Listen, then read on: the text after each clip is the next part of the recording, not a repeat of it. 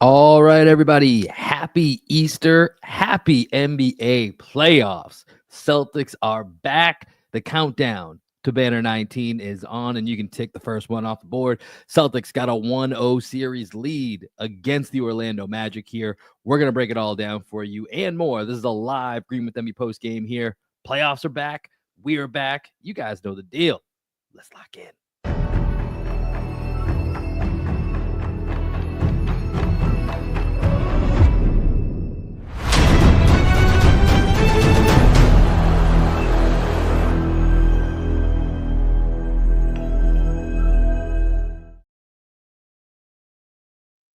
What up, what up, what up? Welcome into another edition of Green with Envy. We are back to the playoffs, the 2025 playoffs officially underway. Boston Celtics just coming off a 103-86 Easter victory against the Orlando Magic, taking a 1-0 lead as they try to go back to back and bring home the Larry O 2 years in a row.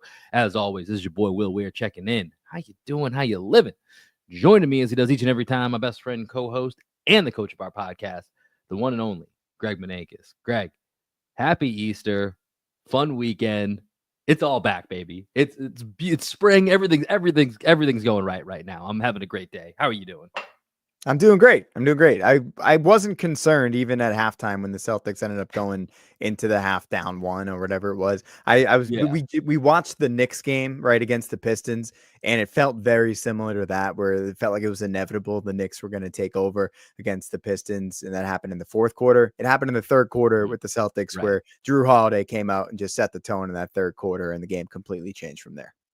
Yeah, we're going to walk this all down here. And if anybody's joining us here live, as we are going to be doing, just as kind of a programming note, we will be doing a couple live streams throughout the playoffs here. But a lot of times we're actually going to be doing it probably the morning after will likely be where we do a lot. But where it's game one, it's the excitement's there. We're riding the wave. So if you are joining us here live on the post game, definitely, chime in the comment section. If you got any questions, throw that in there. But Greg, it's funny that that's the first comment that you went to, because as I was watching this game, I was thinking about it at halftime, and I was like, yeah, I guess we're down by one at halftime. Okay. And as that third quarter played out, this was one of the things I was going to ask you. I was like, did you ever feel worried? Because I didn't. And I loved the snippet they had of Jaylen Brown. And I think it was either right after halftime or maybe whatever the first timeout was in the third quarter, where he was like, cool, they gave us their best shot. It's not good enough. Let's break their spirit. Like, I love that. That fired me up. Hear Jaylen Brown say that. Like, it's like, yeah, let's go to fucking war right now. This is unbelievable. And there's a lot of what you look at in this game today where it's just got to feel bad if you're an Orlando Magic fan with what you got in the first half from your team collectively, what you get from your two superstars. Really, Paolo throughout the whole game was I thought really good in this game. Franz very good in the first half, not so much in the second half. But you look at that, and then you also couple that with Jason Tatum going 8 for 22, Kristaps going 1 for 8, 5 points. And Jaylen Brown was 6 of 14. We can talk more about him getting average to below average from those three guys from the Celtics offensively. And the Celtics handily win this game by 17 points. You can't feel good as a Magic fan that's the result you're getting here in game one. Just not a good start for the Magic. Yeah, let's walk through this thing chronologically. Let's go back to the first quarter, because we could jump all over the place, but I think this will give us a nice structure for the pod. So what thinking coming into this game, what were some of the big questions that you had, or just things you were looking for? I mean, for the Magic, it was I believe in Franz and Paolo, right? Like, I think you and I have talked enough about the Magic. Like, we believe in them as guys, whether it's not in the series to upset the Celtics, but long term, they're trying to build similar but different around the Jays, but what they can build around Franz and Paolo. And I think it's a great building block. And those guys are going to be guys that are going to have their moments. That I think I was convinced of. And I think today, especially at different points, you saw that, right? Like, okay, these are real dudes. What I wanted to know is where are they getting anything else from? Right? Like, who else is going to be somebody? Is it going to be KCP knocking down shots? Is Wendell Carter a guy who for a while I really liked, and just kind of, I feel like the last 2 years I've dropped my stock. I'm off the island. Like, I don't know. I thought there was more to what Wendell Carter was bringing to this team. But it was, where are they going to get something else from? And even in the first half, when, sticking with the first quarter here, Franz and Paolo, I think at one point had 16 of their first 18 or 14 of their first 16, something to that effect. I was like, okay, this is kind of what I'm imagining here. And it's just going to be at a certain point, Celtics are gonna, are gonna turn the faucet on, and it's just, can the Magic stop it? So I think this game hit a lot of the checkpoints that I was just kind of expecting, to be honest. Like, this game played out very much, at least for certain parts of it, the way that I expected. How about you? Yeah, I think you kind of hit the nail on the head in terms of like what else are the Magic going to be able to do. And in terms of their strategy, they were just like, we're going to be big, we're going to be physical, crash the glass, right? 8 offensive rebounds in that first quarter, where it seemed like the Celtics couldn't get a defensive rebound to save their life, but only 2 second chance points off of those 8 offensive rebounds. They finished the first quarter 26 field goal attempts for the Magic to 18 field goal attempts for the Celtics, and the Magic are down at the end of the first quarter, right? Yeah. So that was something that, stood out to me, and whether the Celtics would be able to take away offensive rebounds throughout the rest of the game. Just looking at the box score, it looks like the Magic ended up with 13 offensive rebounds for the game. I would imagine there was maybe 1 or 2 in the second half. It seemed like for the most part, the Celtics really shut the faucet off on that one. So that was kind of what stood out to me. And then I was just thinking about rotations. How Mazzulla is going to handle the size of the Magic, who's going to be the odd man out. Rotations in the first quarter, Jalen and D White were the first 2 to come out of the game around the 5-minute mark for Horford and Hauser. And then Tatum ended up playing the whole first quarter. The Celtics finished the first quarter with a lineup of Pritchard, Hauser, Tatum, Horford, and Cornette on there to finish the first quarter. So those are a couple of things that stood out to me. But in general, the Magic's physicality made an impact, but it wasn't enough. Yeah, you brought up Jalen, and this can be, we're trying to go chronologically here, but I think this is something that was across the game. I was just kind of curious to get your opinion on. They did finally give Jalen the time off last week of the season. He gets the full week off where the Celtics aren't involved in the play-in, and comes back today. He goes 6 of 14. Let's give you a stat line here. He played 30 minutes, which I think is something of note here. Plays 30 minutes, 6 of 14 from the field, 0 of 2 from 3, 4 of 4 from the line, 5 rebounds, 2 assists, 2 steals, ends up with 16 points. Just how did you think he looked physically in this game? Physically, I thought he looked fine. I thought he was a little rusty just with his handle, some of his early decisions. But we know what Jaylen Brown is, especially this year. He's just been a brute force driving to the basket. He's going to put his head down. He's going to get his shoulder into you, and he's going to say, "How long can you play with me on a physical level?" Right? And if you can't do it for 4 quarters, good luck, because I'm going to keep coming. Right? And that's what he did in the third quarter. You mentioned a Jalen quote, and it felt like he was the one that was really setting the tone, along with Drew Holiday, in terms of that physicality. And it felt like Jalen started to get this gravity there in the third quarter.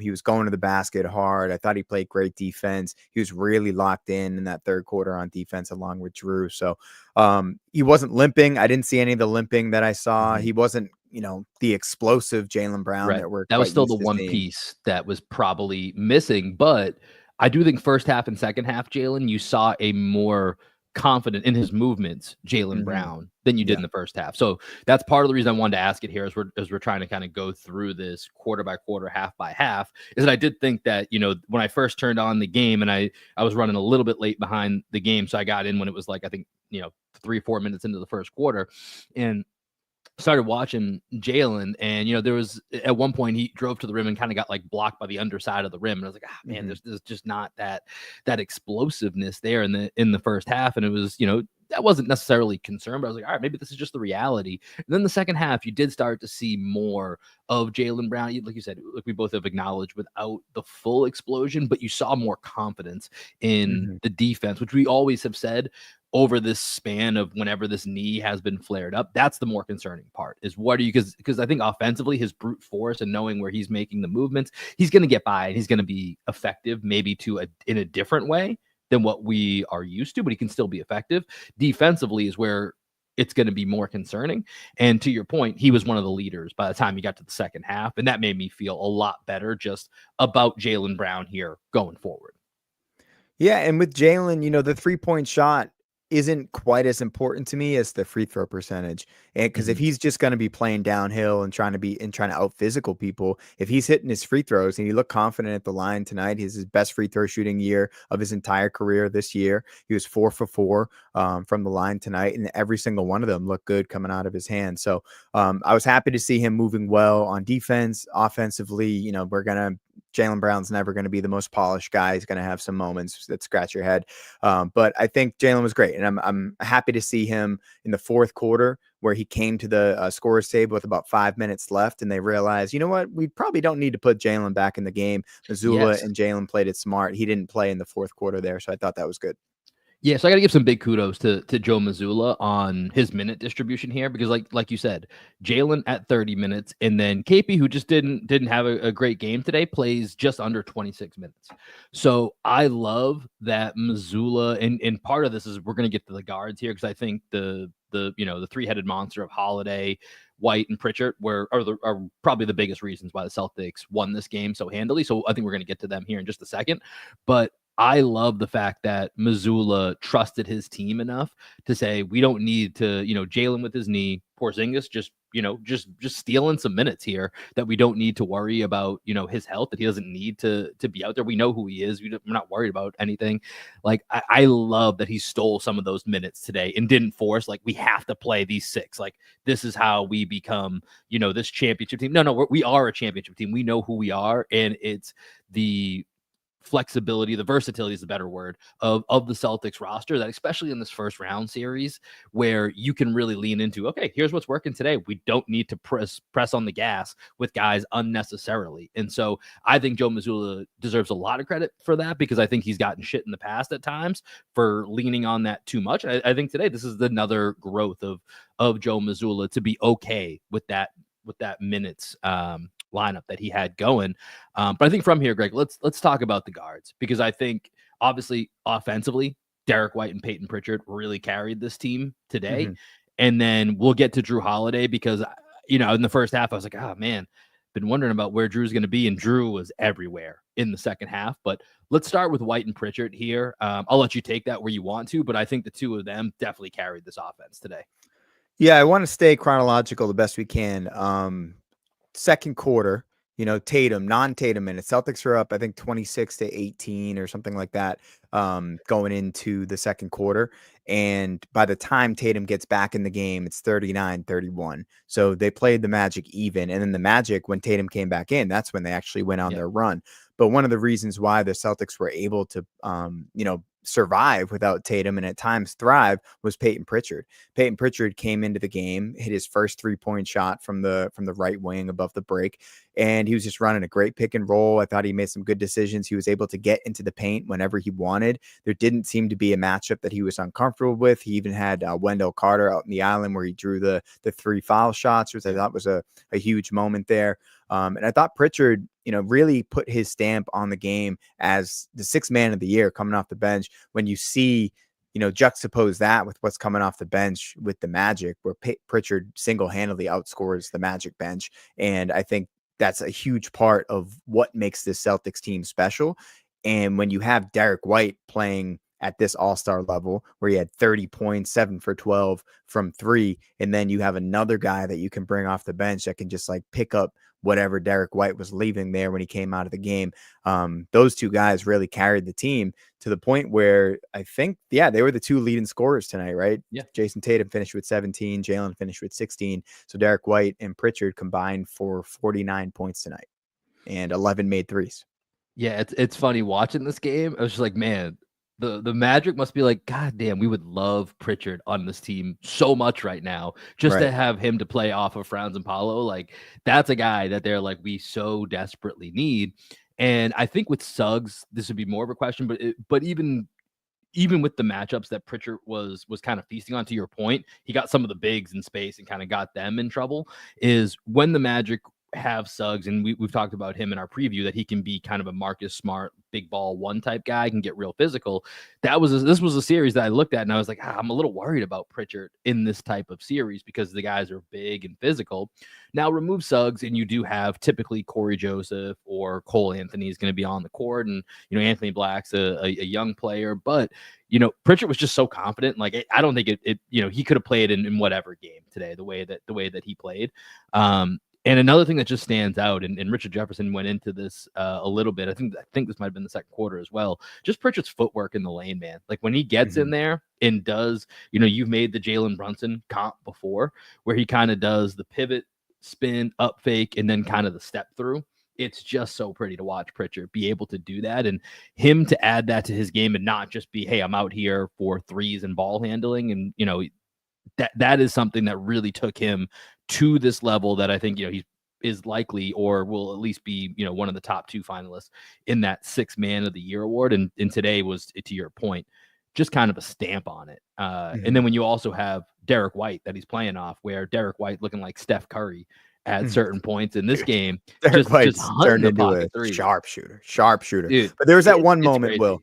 There's that one moment, and this is right before the Magic, I think, started going on their run.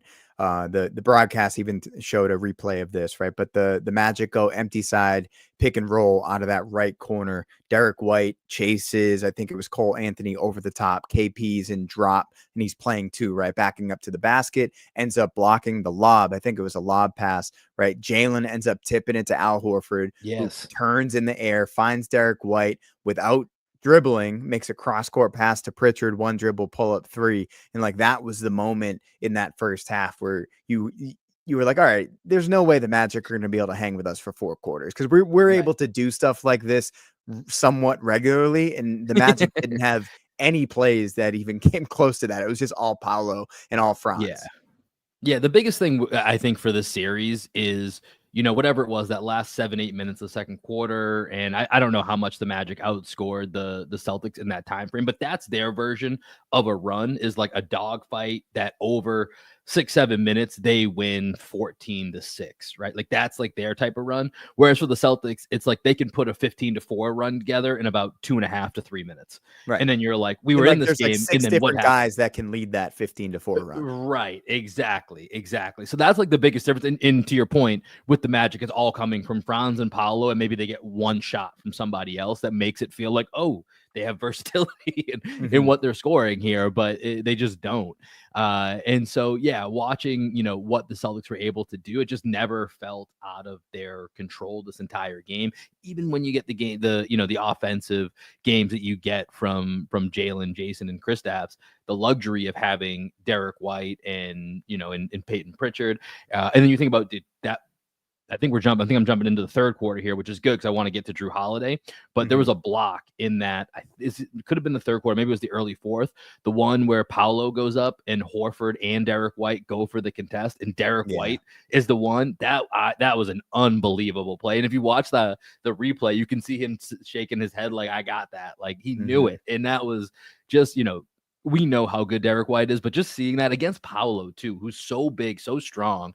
And obviously Derek White's not going to match that physicality. So he just uses his IQ in these really unique ways that are just so fascinating, because he's not the most athletic. He's not the strongest, but yet a guy like Paolo, who is so much more athletic, so much stronger, he still finds a way to contest at the rim, not just coming from behind, but like Paolo's going downhill. And Paolo is, he's not in the Giannis category yet, but he's going to get there probably in the next couple of years, of one of the most terrifying downhill guys that you can face in the league. And it's just so impressive to watch Derek White. And I think that was playing off what really set the tone, aside from Jalen's speech in the huddle, which was Drew Holiday, whose point of attack defense. And it was great that he knocked down a couple of threes in the third quarter, but his point of attack defense, I think, absolutely changed this game to start the third quarter. Yeah, Drew, I mean, in the first half, you kind of didn't really notice too much of him on the court. Yeah. And he can get really quiet in games, right? It's just like there are some games where he just looks around and he's like, I kind of don't need to do that much, and we're going to win this game. But they needed to make a difference. They needed to impact the ball. and Franz Wagner was just getting wherever he wanted on the court. So was Paolo. So for Drew to pick them both up at half court, the moment they brought the ball over the midline, Drew Holiday was in their jersey, right? And that's what makes Drew Holiday special. That's what makes Derek White special. That, to some degree is what makes Jalen special, is their willingness to just be out in space on an island. Maybe there's a screener coming, maybe not. They're going to fight over the screen. They're going to anticipate where the ball handler's going. They're going to be handsy. They're going to be physical, and they're going to make your life a living hell. And Drew Holiday was the spark plug in the third quarter that really turned the game around for the Celtics with that defensive intensity. But real quick on Derek White with that, what you were talking about with his ability to block shots. One of the things that I think makes Derek White special, and this is the same skill set to some degree that he has getting his feet set for 3-point shots, he's always able to go from like off balance to on balance in the blink of an eye. And that's what makes his timing on the defensive end so special. If you watch that play where Paolo's bearing down into him, Derek White takes this like little half false step, and then his feet are like right together, straight up like a pogo. And there aren't many people that have that quick jump ability. And that's what also makes his 3-point shot so deadly, is he's always able to get his feet set no matter where he is on the court. Yeah, I know we've asked Richard White about Derek's workout routine, but I feel like the plyometrics he's doing got to be fascinating, right? For just these reasons that you're mentioning here, and I would love to get more of an inside glimpse into what that is, because for a guy that on the scale of NBA player athleticism is somewhere probably in the more average range of it. It's just so incredible what he's able to do. Is it average, or is it like just he just looks a different little goofy, right? Because he's also maybe the fastest Celtic, like in a straight line. When you see Derek White just like running a straight line, he might be the fastest guy in the team. Yeah, it's a fair point. It just looks different, right? It's one of those things that's just like, as you're watching it and you see these super freak athletes, and you're just like, this doesn't make sense sometimes. Like how is this happening on the same court right now? But I think that's really what turned it around in that third quarter, where it felt like the Magic just had nothing, right? And this is where Franz got shut off as well. Paolo still, I think, had a pretty productive second half, but then it was like, okay, if Paolo's still having even a decent half, Franz is giving you nothing, and there was just no help coming for the Magic, right? There was nothing else that they had in the tank to be able to even really put a charge in at any point. Will, Celtics got control. Let me just read these names other than Franz and Paolo. Yeah, go for it. Are you scared of any of these guys with the ball in their hands, even with just being on a basketball court? Wendell Carter Jr., Kentavious Caldwell-Pope, Corey Joseph, Anthony Black, Jonathan Isaac, Caleb Houston, Gary Harris, Cole Anthony. I mean, Cole Anthony's the only guy that like I'm like in my head I can even picture, like, could he go on like how Campaign hit a heater for the Knicks briefly. Yeah. I can at least envision a small stretch, but that's it. Right. That's not going to be enough to win. There's just no offensive talent on the team, man. Yeah. It's just really an off-season project for the Magic, is to find more offense to go with it. Cause you can see the defensive chops of this team. Like, and that's where I'm curious. Well, the Celtics got 103 points. Right. And, KP was a guy that struggled today. Anything that stood out to you as a reason? To me, it was just a bad KP game, and I kind of expect him to bounce back and actually have a pretty good game in game 2. But I didn't know if there's anything specific. I don't really have much on this angle, but I am curious if there's anything specific that stood out to you that caused, KP, here's his quick stat line: 1 of 8, 5 points, 6 rebounds, did have 4 steals, a lot of deflections from KP on the defensive end, though. Yeah, I mean, their ability just to put size on him, so much of what KP does is just like take advantage of mismatches, and there aren't quite as many mismatches to take advantage of.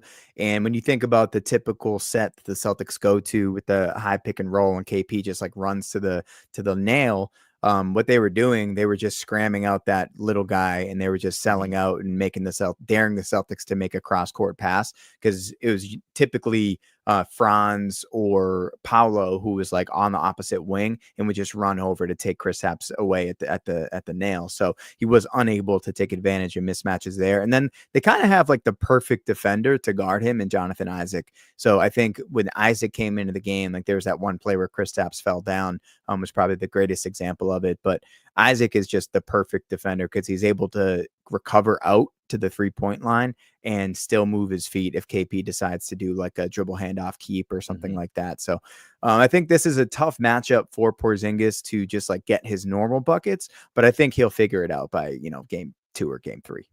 Yeah, same. I just don't have a way to drum up a ton of real concern for Porzingis. It's just one of those nights. And again, shout out to Joe Mazzulla for keeping him at 26 minutes. If the night doesn't have it, a night that you don't need him, then why are we going to waste some of these minutes here that we know we might need on the back end of this playoff run? And I think that brings us to Tatum, who did go for 40 minutes in this game, 8 of 22, 1 of 8 from 3, 0 of 4 from the line. Interesting. 17 points, 14 rebounds, 4 assists, a steal and a block. And of course, I think probably the biggest talking point was the fall he had about midway through the fourth quarter, lands on his right wrist. Which, we'll have to see. They taped it up as soon as they got like a TV timeout for him to get a little bit of rest. It did feel a little bit concerning immediately after when he really badly bricked 2 free throws right after that. He does hit a 3 and then gets a couple other layups to go. And so I think by the time I leave this game, let's wait and see. I'm sure it's going to be sore. Keep an eye on it. But it was a game where Tatum just didn't have his shot going. We know that this is a matchup where they've actually held up pretty well against Tatum over the last 2-3 seasons for a lot of the same reasons you just talked about with Porzingis. I think a lot of those similarly apply to Tatum. But again, Tatum superpower, 14 rebounds, 4 assists, still found other ways to impact the game. Yeah, there's a little comment here from Ian, I think it is, against a team that only has good luck pronouncing that with all those eyes. It was inevitable that our guards would lead our way. Honestly, felt like a regular season game. Pretty undramatic W, 3 more. Yeah, that's pretty much how I feel as well. The wings that they have, they're built to cover guys like Jaylen Brown and Jason Tatum. And the one guy that they have that can shut off a Derek White is not playing. He's Jalen Suggs, and he's one of the best perimeter guard defenders in the league. And if he was playing in this and Wagner was healthy, I think this would be a pretty interesting series, because that's the Magic team that kind of scared me a little bit, just for them to be able to double down on the things that make them a playoff team right now, right? Is that physicality, the athleticism, and Suggs is a cheat code there. To your point, he's like very Marcus Smart, and Marcus Smart's prime with his ability to guard 1 through 5, decently well, guarding up. And then Wagner, just another guy like Wendell Carter Jr. is just not going to bring anything this series. Wagner can at least just be physical and be annoying, right? Wendell Carter Jr. is just out there getting cardio at this point. So Mo Wagner feels like he's missing sorely, because he would probably get a lot of these Wendell Carter minutes, right? Like I feel like Mo might flip, and he's had some, in his 3 games that he played for the Celtics, it feels like since then he's carried a chip on his shoulder when he plays the Celtics. And like Mo and Jalen being in this series instead of, Jalen over the Corey Joseph and Cole Anthony minutes, and then more Mo Wagner than the Wendell Carter minutes, feels like it does change the series a bit. And that's probably more of the team that was, in the 3rd, 4th range when they were playing much better earlier in the season. Yeah, if Carter's going to play like that, they're better off just putting Batazzi out there, because Batazzi's like more of an energy big, right? Carter's more of like a skilled big. Batazzi can at least like be really, really annoying. And I think those are the types of guys that like I don't want to see in this series, because the series isn't going to go any longer than 5 games, right? Yeah. And it like the point about Tatum hurting his wrist in this game, that's the worst case scenario, is that somebody gets hurt in a series that ultimately will not matter, right? So with Tatum, were you like of the same mind of the broadcast where they were saying that there was no way it was a flagrant foul? I thought it was pretty obviously a flagrant foul when KCP grabbed him by the fucking tricep and threw him to the ground. Maybe I need to watch it again, because I actually agreed with the broadcast. I thought it was just a hard foul. I didn't necessarily see that. Like I said, I got to go back and watch a replay. To me, it just felt like two guys going at it. Maybe they got tangled up on the tricep. I didn't really notice that, if I'm just to be honest. And so I was kind of surprised that they came back and did call it a flagrant. But yeah, that was my take on it. But willing to watch it again. When you go watch it again, as Tatum is up here, KCP has him like here, and then he just like pulls his arm as he's going in that opposite direction. And they kept focusing on Carter pushing him, and it was, to me, it was just like the first thing I saw was KCP grabbing him by the arm and just like, I mean, I saw KCP on the foul because I think more than Carter, KCP got him on the, with his other hand too, across like the wrist forearm. So yeah, I mean, it was very clearly on KCP. I didn't know why they were focusing on Carter so much. I did think that part was weird. I was like, this is clearly about KCP and not right. Wendell Carter. I don't know why you keep mentioning. Thoughts on the broadcast in general? It's fine. I don't have anything. I don't have a strong opinion. It's so sad that one way or the other. The A team for ESPN is just falling down. Yeah, I just don't understand why they broke up the Van Gundy, Mark Jackson, Breen group. Like I really enjoyed that group. I don't know. It felt like that group just had good chemistry, and even if Mark Jackson wasn't bringing a lot to the table, he was a good vibes guy. Yeah, he was a good vibes guy for that broadcast. And now it's I don't mind Richard Jefferson. I don't mind Richard Jefferson. Doris Burke. Doris Burke's one of those commentators where I think 3-4 years ago, when you got her once in a while, you're like, oh, she's better than I thought, right? And now that we get a lot of Doris Burke, it's too much Doris Burke is kind of where I've landed. And I don't know. I think some people get really mad when she's on a broadcast. I'm like, you guys need to chill out or find some other hobbies. Like that's a little excessive. But I get the point. And then Mike Breen is just an OG, right? Like Mike Breen's awesome. Like, so I wish he had better running mates, but at the end of the day, it's not gonna, my experience of a basketball game is more gonna be what happens on the court than it is with the announcers. So not a huge deal for me. But quickly here, just looking ahead, the rest of the series. Next game's not till Wednesday. So looking at that Jason Tatum injury, got a couple days here, so we'll get some more news and notes on that as to what that feels like. But game 2 will be on Wednesday. We'll have a podcast for you guys probably Thursday morning or so that we will have up and ready to go with our reaction to that. And then games 3 and 4 will be Friday and Sunday. Greg and I are gonna be out of town over the weekend at a wedding. Shout out to our guy Joe and his lovely bride to be Erica Lovin. What an unbelievable last name. We'll be at their wedding over the weekend, so we probably won't have anything for you guys until sometime on Monday once we get through games 3 or 4. So that's just some scheduling notes here. Quickly, Greg, before we sign off on this one, actually, real quick, do you have any other thoughts about this game that we did not get to? Not really. No, okay. I mean, the turnover battle, second half, we forced 8 turnovers, only turned the ball over 3 times. That was one of the things that we were kind of looking at coming into this series. And then, after those 8 offensive rebounds in the first quarter, they ended up with 3 offensive rebounds in the second half.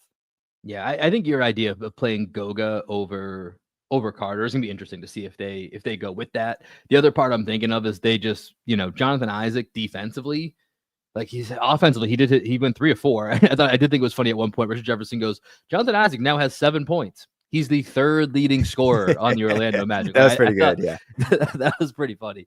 I think Jonathan Isaac, you just got to try to play him 25-30 minutes. I think, because I do think he's effective when he's out there, even if he's going to limit you offensively. Have him crash the boards or something. I don't know. That's one of the Magic's only cards to play here is let's get an energy big. Let's play Isaac a little bit more. I don't know what else they do. So I think that will be what we look for here going forward. Again, game 2 Wednesday night, couple days off here for the Celtics. We will have more for you guys on Thursday. Greg, just looking around here as we now have all 4 game 1s yesterday in the books. The massacre that took place in Oklahoma City earlier today.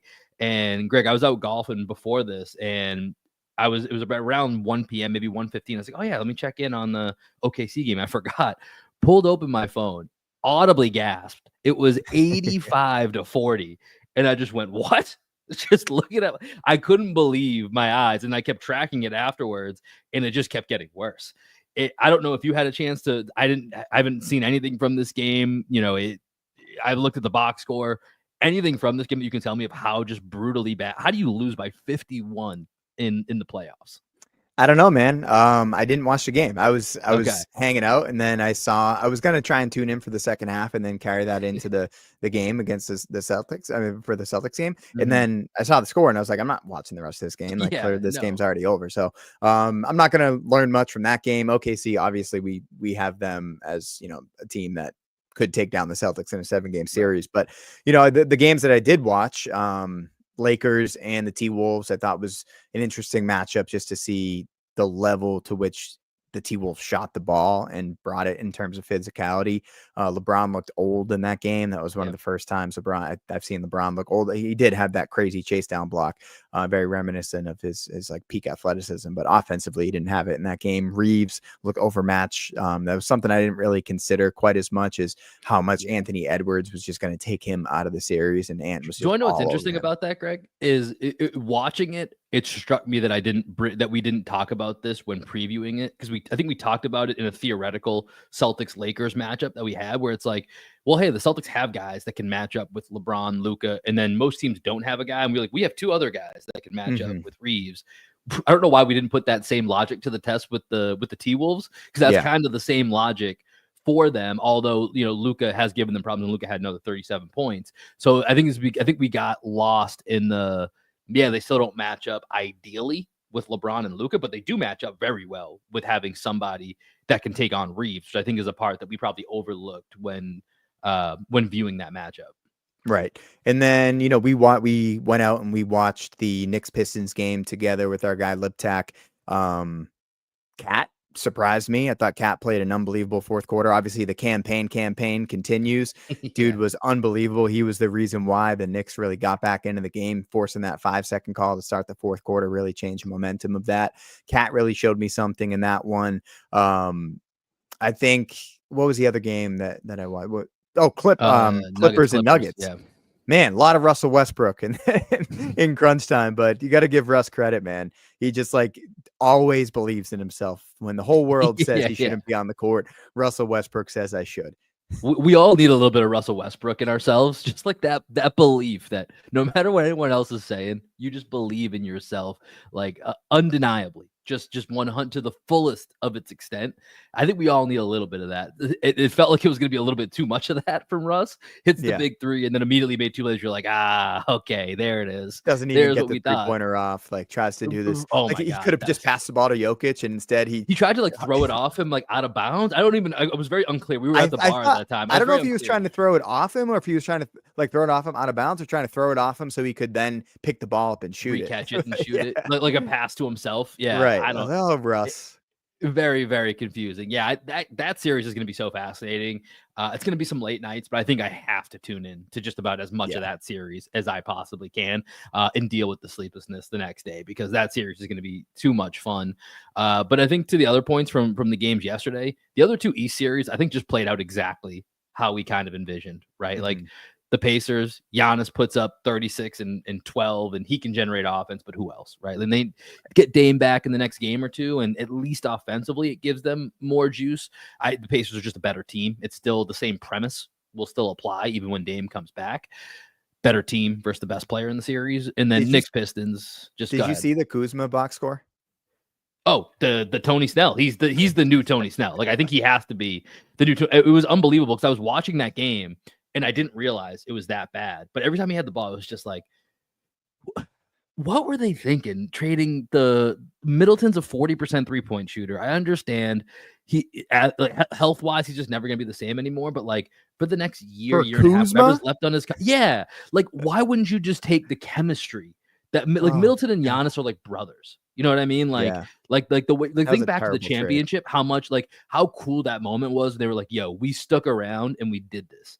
And even when the Bucks, over the last year and a half since they got Dame, when you saw a moment of hey, this could work, usually Middleton was involved in some way, even if it's not the same Middleton. It's the opportunity of Middleton getting back to 80-85% is just better than whatever you were going to get with Kuzma. Like, it made no sense. And they're just, now they're in this they deserve it, is what I think. Like, you traded Chris Middleton for Kyle Kuzma, you're getting what you deserve, but 22 minutes and straight zeros across the board is just wild from a guy that's supposed to be your second or your third best player, I guess, second with Dame out. But so Kyle Kuzma has replaced Tony Snell. Tony Snell can now just go off into the sunset, go ride horses somewhere. Yeah, it's the Kyle Kuzma now. When you get the stat line of all zeros, that's the Kyle Kuzma. But yeah, it was fun weekend of basketball. Heat and Cavaliers, I believe, are tipping off right now. I think that game's probably underway as we're wrapping up here. Or just no, actually, that game's in a little bit here, so it hasn't got started yet. But not gonna lie, I'll probably pass on that game and then really lock in for that Rockets Warriors game. That's going to be a fun one, I think, later tonight. But Greg, we'll touch on these series some more, see where we're at by the time that we record next, either late Wednesday or early Thursday. But any final thoughts here before we wrap up this Easter stream? Yeah, there was one thing that came up. Advanced stats came out for the game, so I just wanted to take a look at the hustle stats with you, because it seemed like the Celtics were just getting a million deflections in this game. So 11 deflections total. Real quick, just that's part of the KP had 4 steals in this game, right? Like, that was a big part of that. I'm sure that as you get into that will touch on it. Yeah, so 11 deflections for the Magic. The Celtics had 21 deflections. So I'll just read deflections here. Jalen had 3, Tatum had 1, KP had 5, Derek White had 3, Holiday had 5, Cornette had 3, Hauser had 1. Yeah, turned it up, man. I don't know if they have the breakdown by half, but it feels like second half that there was just, the defense was. They don't have it breakdown by half. Yeah, no. Yeah, but the defense was everywhere in that second half, and that absolutely shut it down. Well, real quick, our guy Alex, the video intern, did just pop into our chat here, so we are going to answer his question here before we sign off. I like that, Alex, by the way. I like that you have the access to the stream, and yet you came in this way. We really do appreciate the view and the comment. What's up, guys? It's Alex. I know you guys are wrapping up, but how do you guys feel about the Lakers and Jackson Hayes? I'm getting 8 minutes. I'm getting only 8 minutes. Hell of a question in there with Jackson Hayes. Greg, you're the foremost Jackson Hayes expert on the podcast. Why don't you jump in here? Am I? Thank you. Thank you for tossing that to me. I mean, I'm assuming that's just a comment on the Lakers needing size, right, out there. And Jackson Hayes, this is why the Mark Williams thing was such a big deal. Like, the fact that they decided to keep Dalton Knecht in that pick, and they just said, you know what, we're just going to hope Jackson Hayes can do something and Rui's going to be able to play the 5. And they, I think they were betting on Jared Vanderbilt as well, who actually played pretty well in that game. Mm-hmm. I thought Vanderbilt played pretty well, but they're just so limited in terms of their options at the 5. That's going to be their kryptonite in these playoffs. Yeah. And they're, there's a real chance that the Lakers have to make it to the Western Conference Finals this year.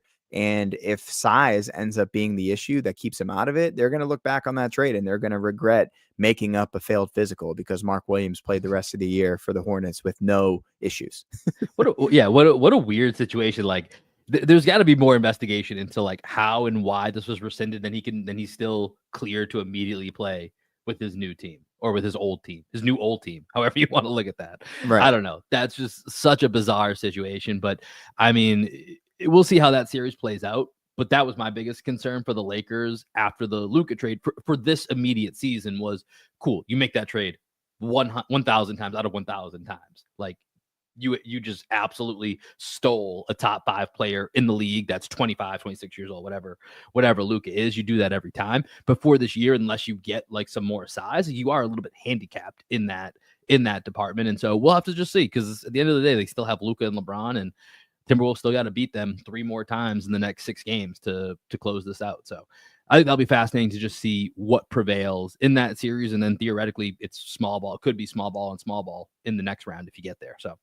that's going to do it for this episode here of Green with Envy. Again, Celtics take a 1-0 series lead against the Magic, 103-86. Game 2 coming up on Wednesday night. As always, appreciate you guys tuning in and joining us here. We were live after this one. We won't be live, I don't think, after Game 2, but we will have coverage for you guys the next day. So make sure that you are locked in across all the socials at Green Envy Pod, Twitter, Instagram, TikTok. I think Greg's still doing that for us over there. So make sure you got that TikTok up and popping. And then as always, if you guys want to, make sure you subscribe to us on YouTube so that you can see all the funny faces that Greg and I make throughout a podcast. And feel like if you guys want to throw us an email, do that too. CelticsNoise@gmail.com. Hit us up. We're always listening. Greg, any final thoughts here? And then send us on out. Second time you've asked me for final thoughts, and the second time I do have a final thought. Andrew Gibson, who always tweets the picture that we used to tweet out whenever the Celtics won of Horford on the grill. Shout out to Andrew Gibson for continuing to post that hilarious picture of Al on the grill anytime the Celtics win. And Andrew, we never find it annoying. You've asked me before. I think you've asked once or twice. Never annoyed. Always send it. It brings a smile to my face, as it does to everybody, I think, when they see that on their timeline. Happy Easter, everybody. Go enjoy the rest of your day. If you're listening to this on a Sunday, enjoy the start to your week otherwise. And we will catch you guys after game 2. Peace.